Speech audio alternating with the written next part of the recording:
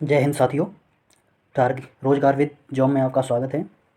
आपके लिए लेकर आ रहे हैं यूपी पुलिस और लेखपाल के लिए नई क्लासेस, बिल्कुल फ्री ऑफ कॉस्ट। ये पहली क्लास आपके लिए, बहुत ही इससे फ़ायदा होगा।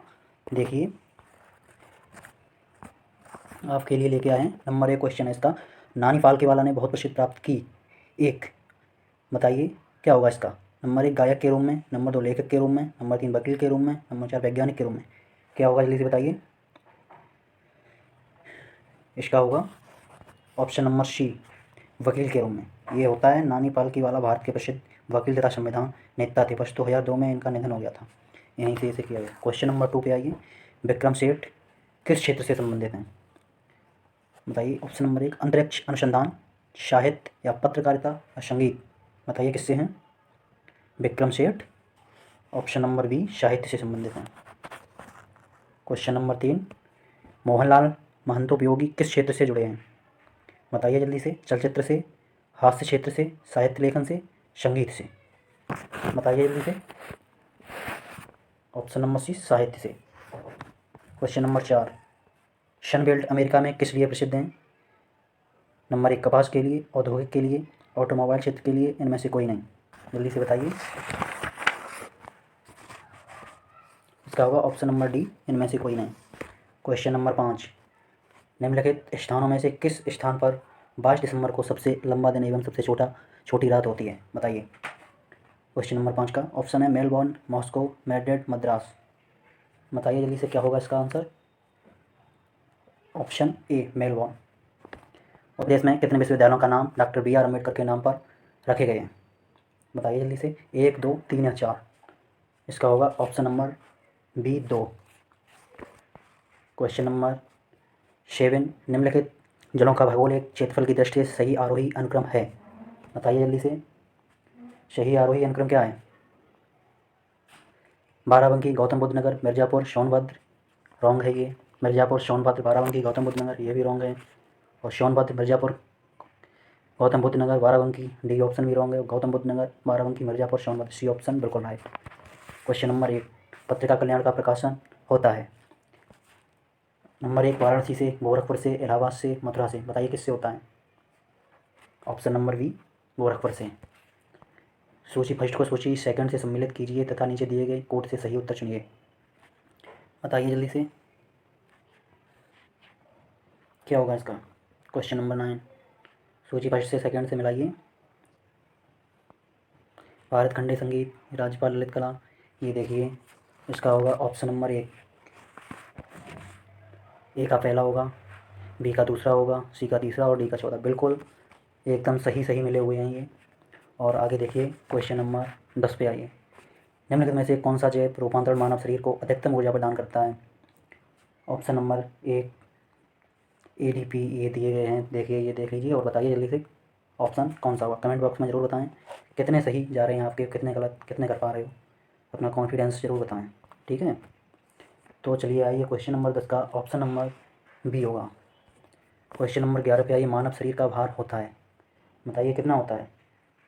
ध्रुवों पर अधिकतम। क्वेश्चन नंबर 11, मानव शरीर का भार होता है, ध्रुवों पर अधिकतम होता है, पृथ्वी की सतह पर सब जगह एक समान, विषुवत रेखा पर अधिकतम होता है, मैदानी भागों की अपेक्षा पर्वतों पर अधिक होता है। बताइए क्या होगा। 11 का ये ध्रुवों पर अधिकतम होता है। Question number 12, liquid petroleum gas LPG के मुख्य अवयव हैं, बताइए क्या होगा। मीथेन, ईथेन और हेक्सेन। मीथेन, पेटेन और हेक्सेन। ईथेन, ग्रोफेन और ब्यूटेन। मीथेन, कार्बन मोनोऑक्साइड और हाइड्रोजन।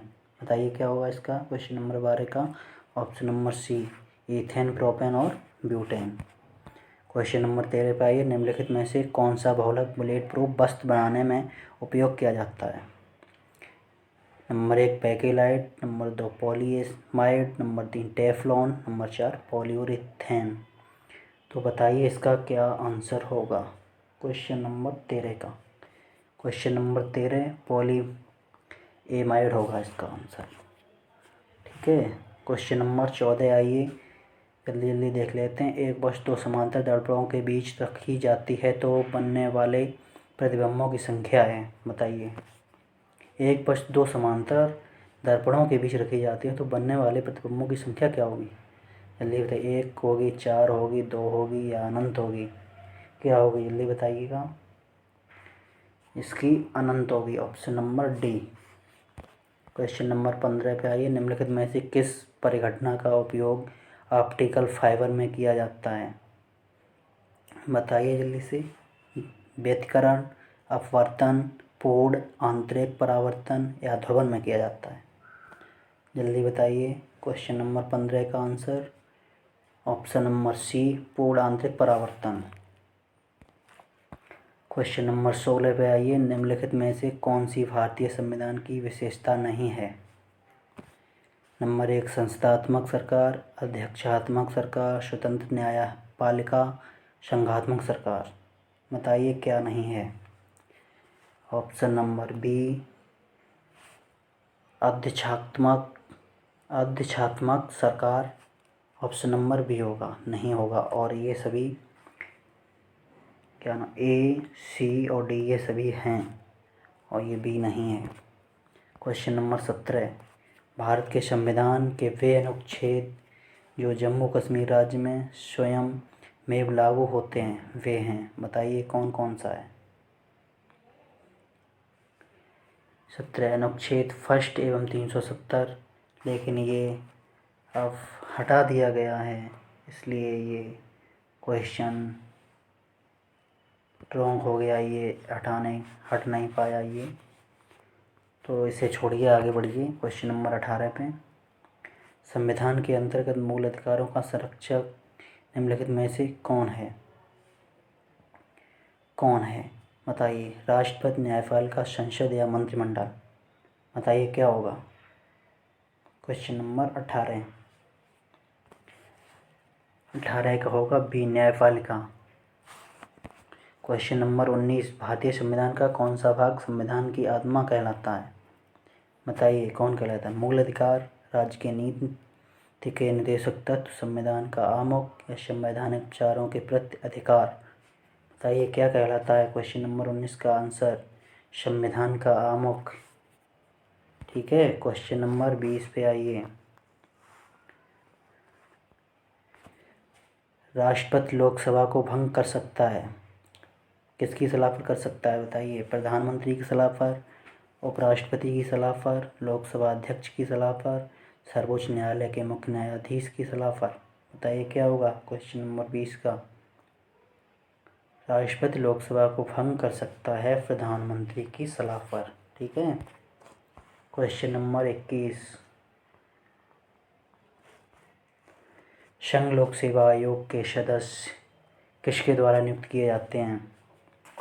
बताइए। आयोग के अध्यक्ष द्वारा या राष्ट्रपति के द्वारा या केंद्रीय गृह मंत्री द्वारा या इनमें से कोई नहीं? बताइए जल्दी से। क्वेश्चन नंबर 21 का बी, राष्ट्रपति के द्वारा। Question number 22। निम्नलिखित में से वह सागर कौन सा है जो भूमध्य है? लाल सागर, तिमोर सागर या उत्तरी सागर या अरल सागर? बताइए कौन सा सागर है? अरल सागर। Question number 23। निम्नलिखित में से किसने सुझाया था कि पृथ्वी का धुरी पर अवस्था बदलना जलवायु परिवर्तन के लिए एक कारक है? Question number 23। निम्नलिखित में से किसने सुझाया था कि पृथ्वी का धुरी पर अवस्था बदलना जलवायु परिवर्तन के लिए एक कारक है? नंबर 1 रॉबर्ट हुक ने, मिलन कॉलेज ने या जॉर्ज सिम्पसन ने या टी.सी. चैमर? बताइए क्या होगा इसका आंसर? ऑप्शन नंबर बी, मिलन कॉलेज ने। ठीक है। अब आइए क्वेश्चन नंबर 24। निम्नलिखित में से कौन सही सुमेलित नहीं है? रेड क्लिफ रेखा भारत और पाकिस्तान के बीच, ये या रेड क्लिफ ये रॉन्ग है। मैकगिनोट रेखा फ्रांस और जर्मनी के बीच, ये भी गलत है। आगे बढ़िए, 2 ऑप्शन नीचे हैं तो देखिए। डूरंड रेखा बांग्लादेश और भारत के बीच, ये बिल्कुल राइट ऑफ कोर्स ये है। ऑप्शन डी हिंडनबर्ग रेखा बेल्जियम और जर्मनी के बीच, ये गलत है। आइए क्वेश्चन नंबर 25 पर। विश्व का अधिकांश न्यूज प्रिंट अखबारी कागज़ निम्नलिखित में से कहाँ से आता है? बताइए। शंकुवृक्षी वन, पतझड़ी वन या मैंग्रोव वन, वर्षा प्रचुर वन। बताइए कहाँ से आता है? ऑप्शन नंबर ए शंकुवृक्षी वन। क्वेश्चन नंबर 26, सुंदरवन या मैंग्रोव वन कहाँ पाए जाते हैं? बताइए। कच्छ, प्रायद्वीप, पश्चिमी घाट, कोंकण तट या डेल्टाई, पश्चिम बंगाल। तीनों ये गलत हैं। Question number D right of answer. ये क्वेश्चन नंबर 27, निम्नलिखित कोयला उत्पादक राज्यों का उत्पादन 2014 की दृष्टि से सही अवरोही क्रम है? बताइए। छत्तीसगढ़, झारखंड, उड़ीसा, महाराष्ट्र। बी उड़ीसा, झारखंड, छत्तीसगढ़, महाराष्ट्र। सी झारखंड, छत्तीसगढ़, महाराष्ट्र, उड़ीसा। डी झारखंड, उड़ीसा, छत्तीसगढ़, महाराष्ट्र। इसका ऑप्शन नंबर ए सही है। ठीक है। क्वेश्चन नंबर 28 पे आइए। यदि देश का 20% या इससे अधिक क्षेत्र मानसून के मौसम में वर्षा की कमी से ग्रस्त हो जाता है तो उसे क्या कहते हैं? बाढ़ वर्ष, सूखा वर्ष, अकाल वर्ष, आत्मनिर्भरता वर्ष। बताइए क्या कहते हैं? इसे कहते हैं सूखा वर्ष। Option number B. Question number 29, उत्तर भारत में बाढ़ की घटनाएं हाल में क्यों बढ़ीं? बताइए। वार्षिक वर्षा में वृद्धि, बांधों में गाद अधिक जमने से, अफवाह क्षेत्र में वन कटाई में वृद्धि से, उपयुक्त में से कोई नहीं। 29 का होगा आंसर अफवाह क्षेत्र में वन कटाई में वृद्धि के कारण। ठीक है। क्वेश्चन नंबर 30 और यही लास्ट आपका होगा क्वेश्चन। 30 क्वेश्चन लेके आए थे आपके लिए। यह देख लीजिए क्वेश्चन क्या बचा है। ब्रिटिश भारत में हुए विद्रोहों के संदर्भ में कल्लार नाम से जाने गए लोग निम्नलिखित में से किस क्षेत्र से संबंधित थे? कोल्हापुर से, मिदनापुर से, मदुरई से या रंगपुर से? बताइए, जल्दी बताइए। इसका होगा मदुरई से। और आप लोग ऐसी वीडियो पाने के लिए और चैनल को सब्सक्राइब करें और बेल आइकन दबाना ना भूलें और प्लीज़ लाइक करें और ऐसा ही सपोर्ट बनाए रखें। थैंक यू, धन्यवाद।